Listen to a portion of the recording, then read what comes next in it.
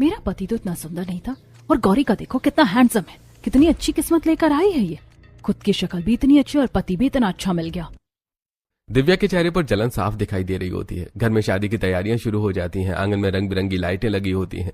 रिश्तेदार आने लगते हैं। सबसे पहले हल्दी का फंक्शन होता है। ढोलक बजती है, औरतें गाना गाती हैं और गौरी को हल्दी लगाई जाती है। अगले दिन मेहंदी का फंक्शन होता है।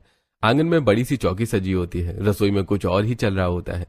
अंदर दिव्या और रिया खड़ी होती हैं। सामने बड़े भगोने में मेहंदी के पत्ते डाले हुए होते हैं। दोनों मुसली से उन्हें गोल गोल घुमाकर पीस रही होती हैं। आज तो घर की बनी मेहंदी लगने वाली है। हाँ, लेकिन आज मैं ऐसी मेहंदी बनाऊंगी कि गौरी इसे जिंदगी भर याद रखेगी। दिव्या धीरे से एक डिब्बा निकालती है और उसमें केमिकल मिला देती है। मुझे भी बहुत गंदी लगती है ये। रिया चुपके से हरी मिर्च लाकर उसमें डाल देती है और दोनों मिलकर उसे अच्छे से पीस देती हैं। मेरा पति तो इतना बेकार है और इसका पति देखो कितना हैंडसम मिला है। मुझे भी ये एक आंख नहीं भाती। सच बताऊं, जब इसे मेहंदी से जलन लगेगी ना, तब पता चलेगा। थोड़ी देर बाद आंगन में मेहंदी का फंक्शन शुरू हो जाता है। रिश्तेदारों की भीड़ लगी होती है। गौरी फूलों से सजी चौकी पर बैठी होती है। दिव्या और रिया मेहंदी लेकर गौरी के पास बैठ जाती हैं। आज हम अपनी प्यारी बहन को खुद मेहंदी लगाएंगे। जैसे वो केमिकल वाली मेहंदी गौरी के हाथों पर लगाना शुरू करती हैं, कुछ ही सेकंड्स में गौरी को तेज जलन होने लगती है। दीदी, मुझे ऐसी मेहंदी मत लगाओ। इसमें कुछ अजीब सा लग रहा है। लगता है इसमें कोई केमिकल है। मेरे हाथों में बहुत जलन हो रही है, प्लीज इसे हटा लो। चुप करके जो मिल रहा है वो लगा ले, वरना अभी सबको बता दूंगी कि तू कितना ड्रामा करती है। दोनों बहनें मिलकर कोहनी से लेकर उंगलियों तक उसके हाथों में मेहंदी भर देती है और उसके पैरों में भी लंबी लंबी बेलें बना देती हैं। गौरी को हाथों और पैरों में तेज जलन होने लगती है। उसकी आंखों से आंसू बहने लगते हैं। आसपास बैठे लोग समझते हैं कि वो विदाई के डर से रो रही है। चुपचाप बैठी रहो, वरना मेरी मम्मी तुम्हें बहुत मारेंगी। मुझे इतनी मेहंदी नहीं लगानी, प्लीज रोक दो।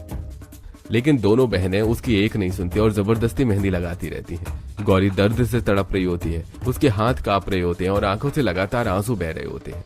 प्लीज मेरे लिए कोई दवा ला दो, मेरे हाथों और पैरों में बहुत जलन हो रही है। लेकिन कोई उसकी बात पर ध्यान नहीं देता। सब लोग गाने बजाने में व्यस्त होते हैं। कुछ देर बाद गौरी धीरे से उठती है और खुद ही बाथरूम में जाकर मेहंदी धो लेती है। जब वो अपने हाथ देखती है तो उसके हाथों पर लाल लाल निशान पड़ चुके होते हैं। पैरों पर भी रैशेस निकल आते हैं। गौरी को बहुत गुस्सा और दुख दोनों महसूस होता है। वो अपने हाथों पर बर्फ की सिकाई करने लगती है ताकि थोड़ी राहत मिल सके। धीरे धीरे शादी का दिन आ जाता है।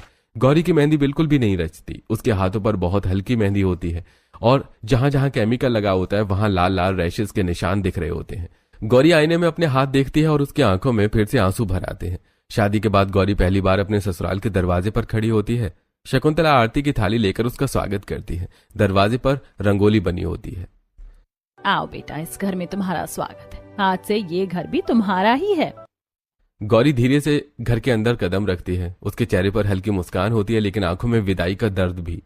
भाभी चलिए, मैं आपको आपका कमरा दिखा देती हूँ। प्रियंका उसे ऊपर कमरे तक छोड़ने चली जाती है। कमरे में पहुंचकर जब गौरी बैठी तो प्रियंका की नजर अचानक उसके हाथों पर पड़ गई। उसके हाथों में कई जगह लाल लाल लंबे निशान बने होते हैं। भाभी, आपके हाथों पर इतने निशान कैसे हैं? कुछ नहीं दीदी, बस मेहंदी से थोड़ा रिएक्शन हो गया होगा। प्रियंका ध्यान से देखती है तो निशान सच में बहुत गहरे लग रहे होते हैं। तभी शकुंतला भी कमरे में आ जाती है। अरे बेटा, तेरे हाथों पर तो अजीब से घाव जैसे हो रहे हैं। मम्मी, शायद केमिकल वाली मेहंदी से रिएक्शन हो गया है। नहीं बेटा, ऐसा नहीं रहने देंगे। मैं अभी दवाई मंगवाती हूँ। वो नीचे जाती है, क्रीम और दवाई लेकर आती है। ले बेटा, ये दवाई लगाकर सो जा, सुबह तक आराम हो जाएगा। मम्मी जी, आप क्यों परेशान हो रही हैं? परेशान कैसे ना हो, हमारी बहू है तू। उस रात गौरी पहली बार अपने ससुराल में चैन से सो जाती है। अगली सुबह मुंह दिखाई का फंक्शन होना था, लेकिन गौरी के हाथों की हालत देखकर शकुंतला ने वो रस्म एक दिन के लिए टाल दी। पहले बहू ठीक हो जाए, फिर आराम से रस्म करेंगे।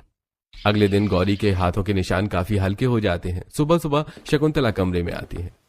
बेटा, आज तेरी मुंह दिखाई की रस्म है, अच्छे से तैयार होकर नीचे आ जाना। गौरी ने मुस्कुराकर सिर हिला दिया। कुछ देर बाद वो अपने कमरे में अलमारी खोलकर एक सुंदर सी साड़ी निकालती है। वो हल्की गुलाबी साड़ी पहनती है, बालों में गजरा लगाती है और हल्का सा मेकअप करती है और बहुत सुंदर लग रही थी। जब वो धीरे धीरे सीढ़ियों से नीचे उतरती है तो नीचे का नजारा देखकर सब हैरान रह जाती हैं। पूरा आंगन फूलों से सजा होता है। ढोल नगाड़े बज रहे होते हैं। महिलाएं रंग बिरंगी साड़ियों में बैठी होती हैं। बीच में फूलों की बड़ी बड़ी थालियां रखी होती हैं। उन थालियों में मेहंदी की कीपें रखी होती हैं और साथ में मिठाइयां भी। दीदी, आज तो मुंह दिखाई की रस्म थी ना, तो ये मेहंदी क्यों रखी है? भाभी, हमारे यहाँ एक खास रस्म है। कौन सी रस्म? हमारे घर में दादी के समय से एक परंपरा चलती आ रही है। नई बहू के हाथों में ससुराल वाले खुद मेहंदी लगाते हैं और उसे अपने घर में अपनाते हैं। सच में? हाँ भाभी, और आज वही रस्म है। आओ बेटा, आज हम अपनी बहू के हाथों में मेहंदी लगाएंगे। मेहंदी की खुशबू पूरे आंगन में फैल जाती है। शकुंतला और प्रियंका ने बहुत प्यार से गौरी के हाथों में मेहंदी लगानी शुरू करती हैं। वो मेहंदी पूरी तरह हर्बल होती है। धीरे धीरे सुंदर सुंदर डिजाइन बनने लगते हैं। गौरी की आंखों में खुशी के आंसू आ जाते हैं। मायके का वो दिन गौरी की शादी से पहले मेहंदी की रस्म हो रही थी, लेकिन वो वहां का माहौल बिल्कुल अलग था। उसकी दोनों बहनें जल्दी जल्दी केमिकल वाली मेहंदी उसके हाथों पर लगा रही थी। जल्दी करो, इतना टाइम नहीं है हमारे पास। अरे डिजाइन की क्या जरूरत है, बस लगा दो। गौरी दर्द से चुपचाप बैठी रहती है। उसी केमिकल वाली मेहंदी से उसके हाथों पर वो घाव हो गई थी और गौरी की आंखों में आंसू। इस बार वो आंसू दुख के नहीं बल्कि खुशी के होते हैं। ससुराल की औरतें गाना गाने लगती हैं। मेहंदी है रचने वाली। ढोल की आवाज तेज हो जाती है। सारी औरतें नाचने लगती हैं। प्रियंका और घर की बाकी लड़कियां भी डांस करने लगती हैं। कुछ देर बाद मुकुल भी आंगन में आ जाता है। अरे वाह, हमारी पत्नी के लिए इतना बड़ा फंक्शन। सब लोग हंस पड़ते हैं। महिलाएं गौरी की मेहंदी की खूब तारीफ करने लगती हैं। अरे वाह, कितनी सुंदर मेहंदी लगी। नई बहू के हाथ तो कमाल के लग रहे हैं। गौरी को आज पहली बार लगता है कि सच में ये घर अब उसका अपना है। मेहंदी की रस्म हंसी खुशी खत्म होती है। गौरी बार बार अपने हाथों की मेहंदी देख रही होती है। मायके में मुझे मेहंदी से दर्द मिला था, लेकिन ससुराल में वही मेहंदी मुझे इतना प्यार दे गई। धीरे धीरे दिन बीतते चले जाते हैं। गौरी को महसूस होने लगा कि उसका ससुराल मायके से बिल्कुल अलग है। यहाँ हर कोई उससे बहुत प्यार करता है। सुबह होते ही घर में हंसी मजाक शुरू हो जाता है। प्रियंका तो जैसे हर समय उसके साथ ही रहती है। एक दिन प्रियंका उसके कमरे में आती है। भाभी चलो ना, आज मॉल चलते हैं, इतने दिन हो गए बाहर गए हुए। दीदी, आप लोग इतना घुमाते हो, मुझे कहीं मैं बिगड़ ना जाऊं। अरे भाभी, नई बहू को तो ऐसे ही रखा जाता है। चलो जल्दी तैयार हो जाओ। दोनों तैयार होकर मॉल चली जाती हैं। वहां खूब शॉपिंग करती हैं, आइसक्रीम खाती हैं और खूब बातें करती हैं। घर में भी कोई गौरी को भी कभी अकेला नहीं छोड़ता। अगर प्रियंका घर पर नहीं होती तो सास ससुर उसे अपने साथ ले जाते। एक शाम सास ससुर वॉक पर जाने के लिए तैयार हो रहे होते हैं तो बेटा गौरी, तू क्या कर रही है कमरे में? कुछ नहीं मम्मी जी, बस ऐसे ही बैठी थी। तो चल हमारे साथ वॉक पर, यहाँ अकेले क्या करेगी? हाँ बेटा, चलो थोड़ा घूम आते, नई बहू को भी ताजी हवा लगनी चाहिए। गौरी उनके साथ वॉक पर चली जाती है और रास्ते भर सब लोग बातें करते हैं और मुकुल भी उसे बहुत प्यार करता है। कभी अचानक उसके लिए कोई सुंदर सी ड्रेस ले आता है तो कभी कोई प्यारा सा नेकलेस। एक दिन मुकुल ऑफिस से आता है। गौरी, आंखें बंद करो। क्यों, क्या कर रहे हो? अरे बस बंद करो। जैसे ही गौरी ने आंखें बंद करती है, मुकुल उसके हाथ में एक छोटा सा गिफ्ट बॉक्स रख देता है। अब खोलो। गौरी बॉक्स खोलती है। उसमें एक सुंदर सा नेकलेस होता है। मुकुल, ये मेरे लिए? अरे और किसके लिए, मेरी पत्नी के लिए ही है। गौरी का दिल में खुशी भर जाती है। कभी कभी वो अपने कमरे में अकेली बैठकर सोचती है, mummy thank you so much, ये सब आपकी दुआ है जो मुझे इतना अच्छा ससुराल मिला है। एक दिन दोपहर को गौरी अपने कमरे में बैठी होती है। उसके सामने मेहंदी की कीप रखी होती है और वो धीरे धीरे कॉपी पर मेहंदी की डिजाइन बना रही थी। तभी बाहर से प्रियंका की नजर उस पर पड़ जाती है। प्रियंका धीरे से दरवाजे पर आती है और अंदर झांक कर देखने लगती है। वाह भाभी, क्या बना रही हो? अरे दीदी, आप कब आई? भाभी, ये आपकी मेहंदी का डिजाइन है? हाँ, मुझे ऐसे ही बनाना अच्छा लगता है। भाभी, मुझे एक प्रोजेक्ट के लिए थोड़ा सामान लाना था, आप चलो ना मेरे साथ। किस प्रोजेक्ट के लिए? साइंस प्रोजेक्ट है, कॉलेज में जमा करना है। दोनों साथ में बाहर चली जाती हैं। वो एक साइंस प्रोजेक्ट लैब में पहुंचती है। वहां प्रियंका थोड़ी परेशान लग रही होती है। क्या हुआ दीदी? भाभी, मुझे समझ नहीं आ रहा ये प्रोजेक्ट कैसे पूरा करूं। अरे बस इतनी सी बात, मैं मदद कर देती हूँ। गौरी बहुत ध्यान से उसका प्रोजेक्ट पूरा करवाती है। भाभी, आप तो बहुत टैलेंटेड हो। कुछ दिन सब कुछ बहुत अच्छा चलता है, लेकिन धीरे धीरे अचानक घर का माहौल बदलने लगता है। एक दिन गौरी सास के पास जाती है। मम्मी जी, आज हम थोड़ा साथ बैठते हैं। बेटा, मुझे अभी बाहर जाना है, आज मैं बहुत बिजी हूँ। गौरी थोड़ी चुप हो जाती है। फिर वो ससुर के पास जाती है। पापा जी, चाय बना दूं आपके लिए? नहीं बेटा, मैं ऑफिस जा रहा हूँ, शाम को बात करेंगे। गौरी को थोड़ा अजीब लगता है। फिर वो मुकुल के पास जाती है। मुकुल, आज जल्दी आ जाना ऑफिस से। गौरी, आज शायद लेट हो जाऊंगा, बहुत काम है। गौरी सिर हिला देती है। फिर वो प्रियंका के कमरे में जाती है। दीदी, चलो आज बाहर घूमने चलते हैं। नहीं भाभी, मुझे कॉलेज जाना है, बाद में चलते हैं। अब घर में हर कोई अपने अपने काम में व्यस्त रहने लगता है। गौरी कमरे में अकेली बैठी सोचने लगती है। उसकी आंखें हल्की सी नम हो जाती हैं। पता नहीं क्या हो गया सबको, कोई मुझसे बात ही नहीं कर रहा है। मैंने ऐसी क्या गलती कर दी? शुरुआत में तो सब लोग इतने अच्छे थे, अब अचानक सब इतना बदल क्यों गए हैं? गौरी को समझ ही नहीं आ रहा होता कि आखिर उसके ससुराल वालों के व्यवहार में ये बदलाव क्यों आ गया। अगले दिन सुबह गौरी अपने कमरे में बैठी होती है। उसके चेहरे पर हल्की सी उदासी थी। तभी प्रियंका जल्दी जल्दी उसके कमरे में आती है। भाभी भाभी मुझे आपकी मदद चाहिए। क्या हुआ दीदी, इतनी परेशान क्यों हो? भाभी मेरे कॉलेज में आज मेहंदी कंपटीशन और मुझे बिल्कुल मेहंदी लगाना नहीं आता। अगर मैं हार गई ना तो मेरी बहुत बेइज्जती हो जाएगी। प्लीज आप मेरी मदद कर दो। अरे इसमें टेंशन लेने की क्या बात है, आप बैठो, मैं भी आपके हाथों पर मेहंदी लगा देती हूँ। देखना आप ही फर्स्ट आओगी। प्रियंका खुश होकर कुर्सी पर बैठ जाती है। गौरी बहुत ध्यान से उसके हाथों पर मेहंदी लगाने लगती है। कुछ ही देर में उसने बहुत ही सुंदर डिजाइन बना दिया। भाभी ये तो बहुत ही सुंदर लग रही है। अगले दिन पड़ोस की एक औरत गौरी के घर आती है।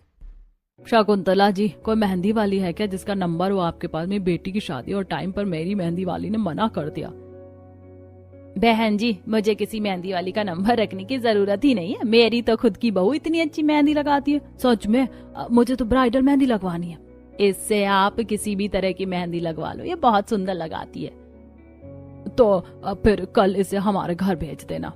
अगले दिन गौरी मधु जी के घर मेहंदी लगाने जाती है। वहीं बहुत सारी औरतें बैठी होती हैं। गौरी बहुत सुंदर ब्राइडल मेहंदी लगाती है। सभी औरतें उसकी मेहंदी देखकर हैरान रह जाती हैं। कमाल है, शकुंतला जी की बहू तो बहुत टैलेंटेड है। इतनी सुंदर मेहंदी तो प्रोफेशनल भी नहीं लगाते। जब मेहंदी पूरी हो जाती है तो मधु जी गौरी को पैसे देती है। गौरी मना कर देती है। सभी औरतें बहुत खुश हो जाती हैं। लेकिन इन दिनों घर के सभी लोग बहुत बिजी रहने लगते हैं और गौरी को अपने बीमार पापा की भी बहुत चिंता हो रही थी। एक दिन वो अपने कमरे में अकेली बैठी रो रही होती है। मम्मी भी चली गई, पापा की भी तबीयत इतनी खराब है और पता नहीं ससुराल वालों को क्या हो गया। पहले तो सब इतने अच्छे थे, अब कोई मुझसे बात भी नहीं करता। उसकी आंखों से आंसू बहने लगते हैं। अगले दिन घर के सभी लोग नीचे तैयार होकर खड़े होते हैं। तभी गौरी सीढ़ियों से नीचे आती है। आप सब लोग कहीं जा रहे हो क्या? हाँ, यहाँ एक इमरजेंसी है और तुम्हें भी हमारे साथ चलना होगा। क्या इमरजेंसी, बताओ तो सही। बेटा जल्दी पहले गाड़ी में बैठ जाओ, रास्ते में सब बता देंगे। गौरी गाड़ी में बैठ जाती है। रास्ते भर वो पूछती रहती है, बताओ ना क्या हुआ है। लेकिन कोई कुछ नहीं कहता है। गौरी के चेहरे पर टेंशन साफ दिखाई दे रही थी। हे भगवान, सब पर कृपा बनाए रखना। कुछ देर बाद गाड़ी रुक जाती है। गौरी, अब तुम्हें आंखों पर पट्टी बांधनी पड़ेगी। क्या हुआ है, कोई तो बताओ। लेकिन मुकुल बिना बताए उसकी आंखों पर पट्टी बांध देता है। सब लोग उसे पकड़कर एक जगह ले जाते हैं। हाँ, तैयार हो? फिर वो धीरे से उसकी आंखों से पट्टी हटा देता है। गौरी ने सामने देखती है और वो हैरान रह जाती है। सामने बड़े बड़े अक्षरों में लिखा होता है, गौरी मेहंदी स्टूडियो। गौरी की आंखें फटी की फटी रह जाती हैं। मेहंदी स्टूडियो? हाँ बेटा, ये तेरे लिए, तेरा खुद का स्टूडियो। भाभी ये सब मेरी वजह से हुआ। मैंने ही सबको बताया कि आपको मेहंदी लगाना कितना पसंद है। मुझे तो बहुत खुशी हो रही है। मैं आपको बता भी नहीं सकती हूँ क्योंकि ये कला मैंने अपनी माँ से सीखी। माँ का सपना था कि वो एक दिन मेहंदी स्टूडियो खोले, फिर वही सपना मेरा भी बन गया। माँ कहती थी कि तू बहुत बड़ी मेहंदी आर्टिस्ट बनेगी, लेकिन वो सपना कभी पूरा नहीं हो पाया। और आप लोगों ने मेरे बिना बताए मेरे दिल की बात पढ़ ली। लेकिन आप लोगों ने ये सब किया कैसे? आप लोगों ने तो मुझे भनक भी नहीं लगने दी। मैं बताता हूँ। जब गौरी सोच रही थी कि सब लोग बिजी हैं, असल में सब लोग इसी स्टूडियो पर काम कर रहे थे। कभी वहां पेंटिंग हो रही होती है, कभी इंटीरियर डिजाइनिंग। सास ससुर प्रियंका और मुकुल सब लोग दिन रात मेहनत कर रहे होते हैं। थैंक यू सो मच, आप लोग मेरे असली परिवार हो। आपने मुझे हर जगह सपोर्ट किया। बेटा, अगर हम तेरी मदद नहीं करेंगे तो कौन करेगा? मुझे तो पहले ही पता था कि तुझे मेहंदी लगाने का कितना शौक है। मैंने तेरी वो मेहंदी वाली डायरी भी देख ली थी। एक महीना बाद गौरी का स्टूडियो बहुत अच्छा लगने लगता है। एक दिन वो गाड़ी चलाकर घर जा रही होती है। तभी वो देखती है कि सड़कों पर बड़े बड़े बैनर लगे होते हैं, Gauri mehndi studio, best bridal mehndi. Gauri खुशी से मुस्कुराने लगती है। मम्मी जी, आज तो मेरे स्टूडियो के बैनर हर जगह लगे हुए हैं। हाँ बेटा,